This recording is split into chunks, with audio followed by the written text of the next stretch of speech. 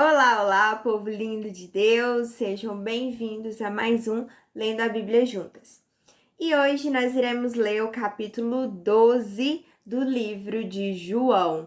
Então já pega aí a sua caneta, já pega aí o seu bloquinho de notas, pega também a sua Bíblia, seja ela física ou digital, para a gente iniciar a oração aí, para dar início à leitura bíblica. Mas antes, pessoal, eu gostaria de pedir vocês para, se ainda vocês não convidaram uma pessoa muito especial para vocês, convidem essa pessoa.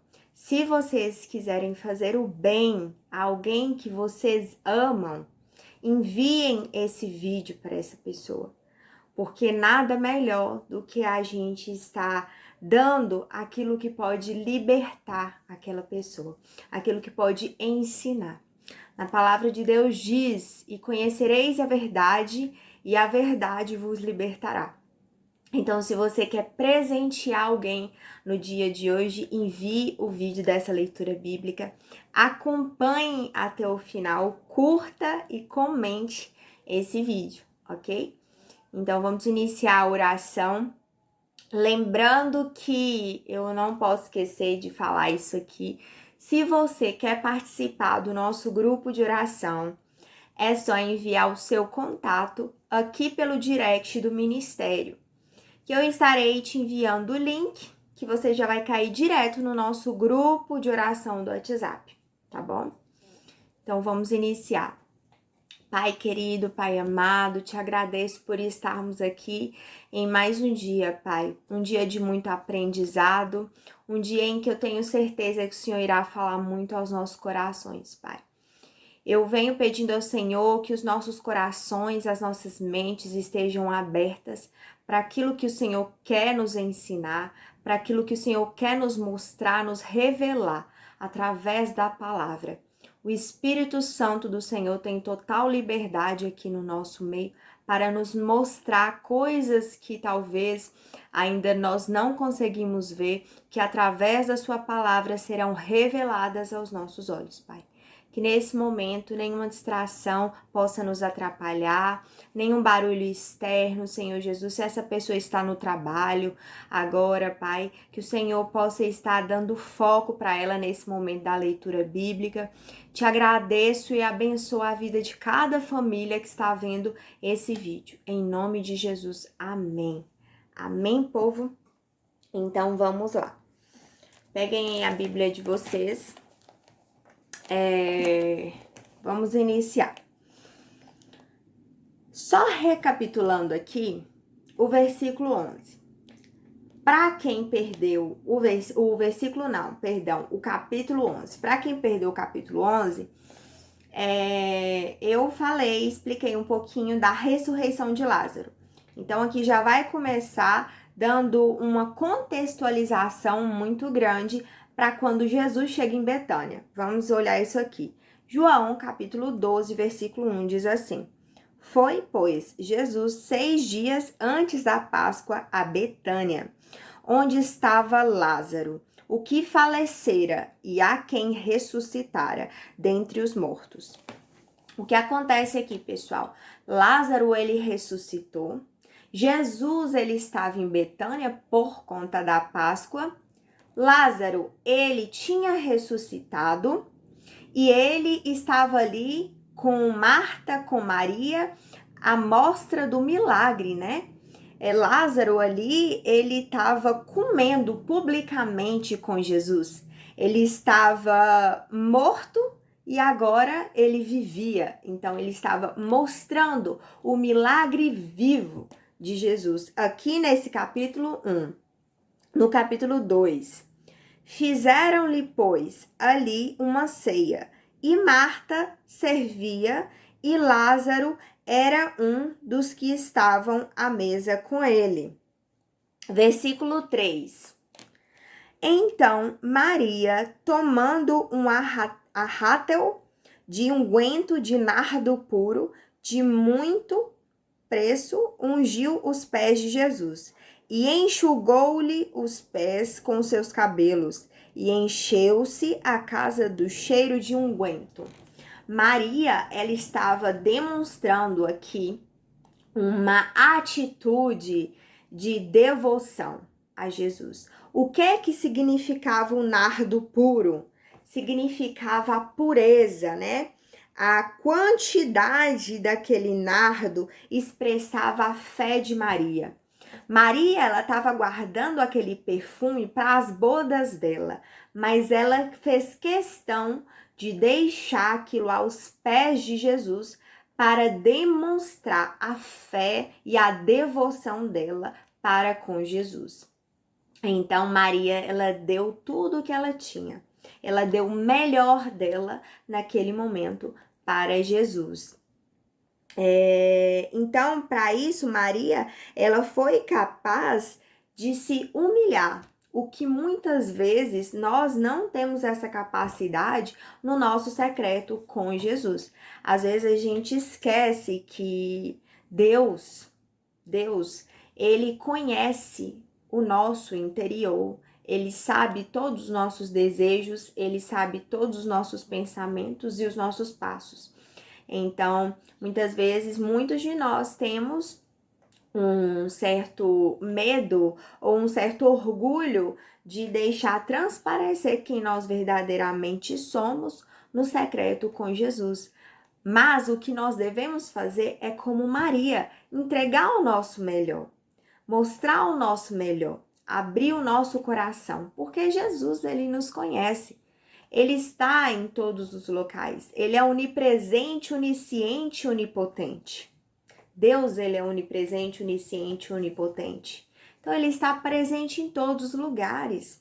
Não adianta a gente querer esconder nada de Deus. Então, o que nós temos que fazer é abrir nosso coração para Ele, entregar o nosso melhor, independente de qualquer problema que a gente esteja passando, independente de qualquer coisa. Foi assim que Maria fez. Maria não ligou, aqui mais pra frente, eu ia falar isso mais pra frente.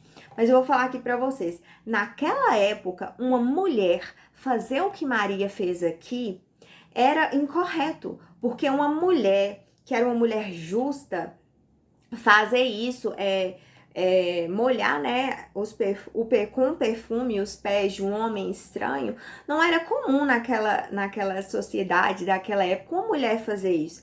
Mas Maria fez questão de demonstrar isso. Então, o que nós temos feito, o que nós temos demonstrado de fato no secreto para Jesus? A gente tem escondido as nossas mazelas ou nós temos mostrado realmente quem nós somos e temos deixado o Espírito Santo trabalhar isso na gente? É muito importante a gente abrir os nossos ouvidos espirituais, porque muitas vezes a falta de sabedoria, a falta de conhecimento, de parar para fazer isso aqui que a gente está parando e fazendo, é que leva as pessoas a nunca evoluírem, a nunca aprenderem, a nunca aprofundarem no relacionamento delas com Deus. Tá bom, pessoal? Então, no versículo 4 diz assim: Então um de seus discípulos, Judas Iscariotes, filho de Simão, o que havia de traí-lo, disse: Por que não se vendeu este unguento por 300 dinheiros e não se deu aos pobres? Judas aqui, gente, ele estava falando do valor do perfume. Eu vou ler aqui para vocês. Judas, ele rapidamente, ele calculou. Olha para vocês verem com o que Judas estava preocupado. Porque o valor desse perfume, 10 vezes a mais, foi o valor que Judas traiu Jesus. Então, esses 300 denários ou dinheiro, eles representavam aqui, eu até anotei, cerca de 10 vezes mais o valor que Judas iria trair a Jesus. Então, Judas, ele disfarçou o desejo dele desenfreado de roubar aquela oferta. Judas, ele estava com um desejo egoísta, altruísta, sabe? Só dele, de querer roubar aquela oferta. Então, aqui eu venho trazer para a nossa vida diária uma questão muito perigosa mesmo. Quem está aproximando de nós? Quem nós convivemos? Muitas pessoas dizem, você é a média das 5 pessoas que você mais convive. E por que eu tô falando isso aqui? Por mais que Judas não interferia na essência de Jesus, Judas, ele interferia na essência de outras pessoas perto. Judas, ele maculava, sabe? Ele manchava o Espírito Santo. O que morava dentro de Judas era um espírito altruísta e ambicioso, egoísta, de querer mais e mais e mais, enquanto um milagre, enquanto algo poderoso estava acontecendo diante dos olhos de Judas, ele estava preocupado com quanto que Maria estava gastando. Ele não estava preocupado com o milagre, com o que ele estava vendo. Ele estava preocupado com o dinheiro. Então, quem são as pessoas que você anda? Quem são as pessoas que você ouve? Quem são as pessoas que você escuta? Coloca no papel as pessoas, as atitudes que as pessoas têm com você. E comece a reparar. São atitudes que agregam na sua vida? São atitudes que te beneficiam? Ou que te prejudicam? Se for, vale a pena você se afastar para preservar o nardo puro, que foi a oferta pura de fé de Maria. Porque muitas pessoas, elas se aproximam da gente apenas para macular a nossa essência, para manchar a nossa essência. E aí, a gente, sem medo, tem que preferir a presença de Deus do que a presença dessa pessoa. Tem que preferir a convivência com Deus e o afastamento com essa pessoa. Prosseguindo, versículo 6. Ora, ele disse isto, não pelo cuidado que tivesse dos pobres, mas porque era ladrão e tinha a bolsa e tirava o que ali se lançava. Falando de Judas. Disse, pois, Jesus, deixai-a para o dia da minha sepultura. Guardou isto. Porque os pobres sempre os tendes convosco, mas a mim nem sempre me tendes. E muita gente dos judeus soube que ele estava ali, e foram, não só por causa de Jesus, mas também para ver Lázaro, a quem ressuscitara dentre os mortos. E os principais sacerdotes tomaram deliberação para matar também a Lázaro. Vocês reparam aqui que tudo relacionado com Jesus ou de resquícios de Jesus, ou seja, de milagres de Jesus, de tudo que fosse resquícios de Deus, os judeus, propriamente dito, queriam apagar esses resquícios, queriam exterminar, melhor dizendo, esses resquícios, porque às vezes, gente, o milagre incomoda. Às vezes, o milagre vai incomodar as pessoas que estão perto de você. O milagre incomoda. Guardem essa frase, o milagre incomoda muitas pessoas. E naquela época, o milagre, que era Lázaro ressuscitado, incomodou aquelas pessoas a ponto de falar: vamos perseguir e matar. Versículo 12. No dia seguinte, ouvindo uma grande multidão que viera à festa, que Jesus vinha a Jerusalém, tomaram ramos de palmeiras e saíram-lhe ao encontro e clamavam: Hosana, bendito o rei de Israel, que vem em nome do Senhor. E achou Jesus um jumentinho e assentou-se sobre ele, como está escrito: Não temas, ó filho de Sião, eis que o teu rei vem sentado sobre o filho de uma jumenta. Os seus discípulos, porém, não entenderam isto no princípio, mas quando Jesus foi glorificado, então se lembraram de que isto estava escrito dele, e que isto lhe fizeram. A multidão, pois, que estava com ele quando Lázaro foi chamado da sepultura, testificava que ele o ressuscitara dentre os mortos. Por isso, também a multidão lhe saiu ao encontro, porque tinham ouvido que ele fizera este sinal. Disseram, pois, os fariseus entre si: vedes que nada aproveitais? Eis que toda a gente vai após ele. Vou beber uma água aqui, pessoal. Uma água aqui rapidinho.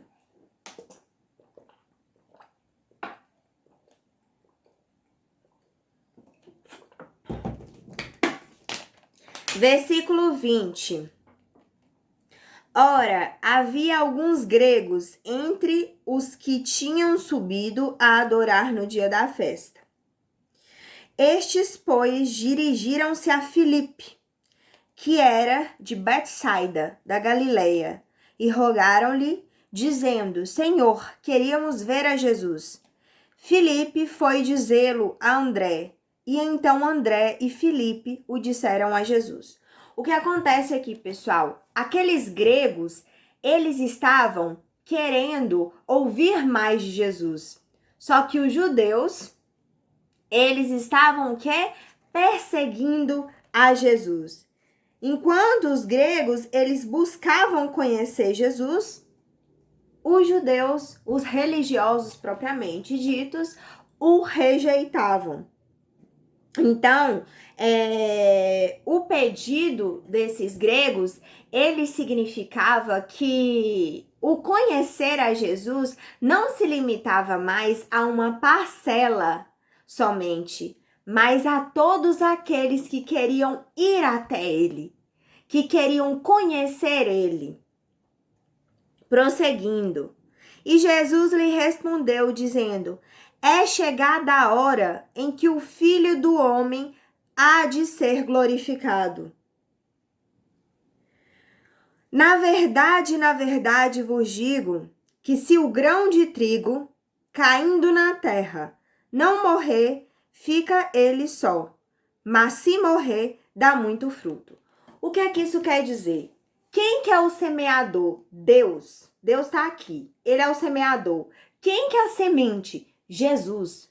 A semente Jesus precisou vir, precisou morrer para frutificar novas sementes. O que é que isso quer dizer? Quando o Espírito Santo desceu e veio ficar entre nós, quando Jesus subiu, o Espírito Santo desceu para ficar entre nós, geraram frutos, geraram sementes, novas sementes. Então, Jesus, ele veio como uma semente viva, ele morreu para que novas sementes fossem frutificadas.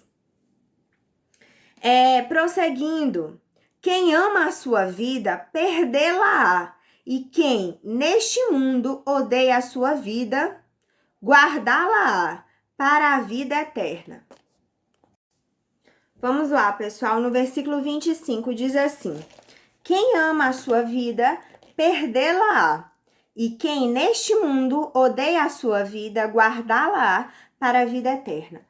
Isso aqui nos ensina que muitas pessoas escolhem ter como prioridade a vida com Deus. Outras pessoas dão as costas para essa prioridade de um relacionamento com Deus. Muitas pessoas, elas querem fazer os desejos, os seus próprios desejos, os seus próprios sonhos e esquecem dos desejos de Deus, dos sonhos de Deus, dos sonhos que Deus tem para a sua vida. Então, é muito importante a gente decidir priorizar a nossa vida com Deus. Quanto tempo você tira do seu dia para ler a Bíblia? Quanto tempo você tira do seu dia para orar? Quanto tempo do seu dia você tira para louvar, para escutar uma música, um louvor, para orar, para fazer um devocional, sabe? Para ler a Bíblia. E hoje o que mais existe é uma facilidade para se ler a Bíblia, para se entender. Porque hoje você tem vários aplicativos que te auxiliam, planos bíblicos gratuitos que te auxiliam nisso. E isso é muito importante. Porque isso vai te alimentar, vai alimentar a sua alma. Com o que você alimenta a sua alma? Você alimenta a sua alma com conteúdos que vão te edificar ou você alimenta a sua alma com conteúdos que não vão te edificar? Aí você tem que colocar na balança. Então, você realmente está disposta a perder a sua vida? Porque muitas vezes esse perder a sua vida é sacrificar as nossas vontades. Muitas vezes eu gosto de citar isso como se fosse a contramão de uma rua. Quem está disposto a seguir a Jesus anda na contramão do mundo. Então, se você está disposta a isso, você tem que ter plena consciência de que tudo que você fizer, ou a maioria das coisas que você fizer, vai ser loucura para o mundo. As pessoas vão te enxergar como a careta, como a falta de, como eu posso dizer, não se enquadra, não se encaixa. Então, você tem que estar preparada para isso. Porque ter uma vida com Deus é andar nessa contramão, andar na contramão do mundo. Prosseguindo, se alguém me serve, siga-me, e onde eu estiver, ali estará também o meu servo. E se alguém me servir, meu Pai o honrará. O que isso quer dizer aqui? Quando um servo, ele segue ao seu senhor, ele tem que seguir aos passos do seu senhor, não mais aos seus próprios passos. Então, ele faz uma decisão, uma escolha de seguir aos passos do seu Senhor. Então, nós fazemos uma escolha de seguir aos passos de Deus. Nesse momento, esteja aí onde você estiver, no seu local de trabalho, na sua casa, fale com Deus, tenha uma conversa com Deus, fale seu nome aí, eu vou falar o meu aqui para te dar exemplo. Eu, Anne, quero seguir aos passos de Deus, porque nós precisamos querer seguir os passos de Deus. Sabe, talvez Deus ele tem um sonho para você. E você pega e escolhe outra coisa que não tem nada a ver. Você perde anos da sua vida com aquilo que não tem nada a ver com a sua essência. E depois você descobre que você não quer aquilo. Porque aquilo não é o propósito de Deus para a sua vida. Então, tem muitas pessoas vivendo dessa forma, sem seguir aos passos do seu Senhor. Versículo 28. Pai, glorifica o teu nome. Então veio uma voz do céu que dizia: já o tenho glorificado, e outras vezes o glorificarei. Ora, a multidão que ali estava e que, ao vira, dizia que havia sido um trovão, ou outros diziam, um anjo lhe falou. Respondeu Jesus e disse, não veio esta voz por amor de mim, mas por amor de vós. Agora é o juízo deste mundo. Agora será expulso o príncipe deste mundo. E eu, quando for levantado da terra, todos atrairei a mim. E dizia isto, significando de que a morte havia de morrer. Respondeu-lhe a multidão. Nós temos ouvido da lei que o Cristo permanece para sempre. E como dizes tu que convém que o Filho do Homem seja levantado? Quem é esse Filho do Homem? Disse-lhes, pois, Jesus, a luz ainda está convosco por um pouco de tempo. Andai enquanto tendes luz, para que as trevas não vos apanhem. Pois quem anda nas trevas não sabe para onde vai.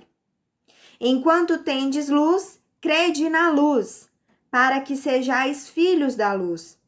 Estas coisas disse Jesus, e retirando-se, ocultou-se deles. E, ainda que tinha feito tantos sinais diante deles, não criam nele, para que se cumprisse a palavra do profeta Isaías, que diz, Senhor, quem creu na nossa pregação e a quem foi revelado o braço do Senhor. Gente, o braço do Senhor, para quem não sabe aqui, quer dizer a força, o poder de Deus, que ele é revelado por intermédio das Escrituras. Isso aqui, gente, deixa eu explicar para vocês uma coisa. Quando a gente para ler a Bíblia, existe uma força no mundo espiritual para não nos deixar ler a Bíblia. Quando você para orar, existe uma força no mundo espiritual para não deixar você orar. Quando você para louvar, existe uma força no mundo espiritual para não deixar você louvar. Então você precisa entender que isso aqui é o braço forte de Deus. Isso aqui, as Escrituras, é o poder de Deus na nossa vida. Isso aqui é o nosso manual de vida. Tudo que nós precisamos para viver, para saber, desde o menor problema que a gente tenha até o maior problema, é isso aqui que vai resolver. É isso que tem o poder. Esse é o braço forte de Deus. Por isso que esse momento aqui de leitura bíblica é muito importante para a gente. É muito edificante. Versículo 39, estamos acabando.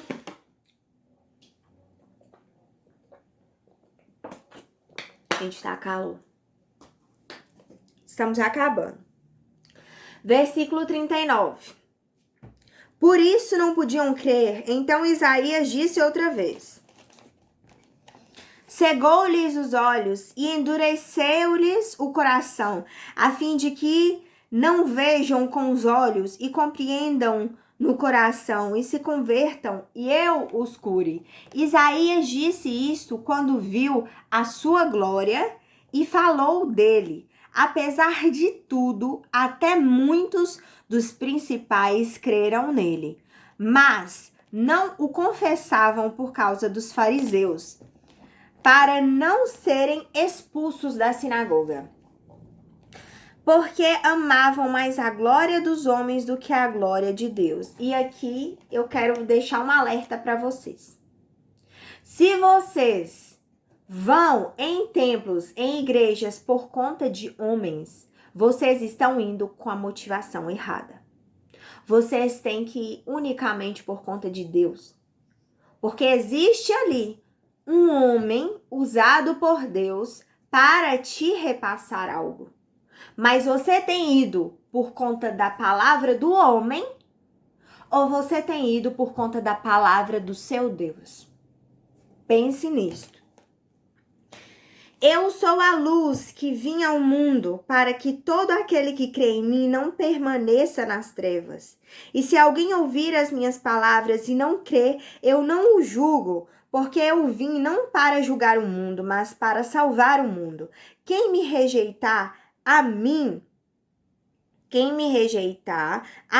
e não receber as minhas palavras, já tem quem o julgue. A palavra que tenho pregado, essa o há de julgar no último dia, porque eu não tenho falado de mim mesmo, mas o Pai que me enviou, ele me deu um mandamento sobre o que hei de dizer e sobre o que hei de falar.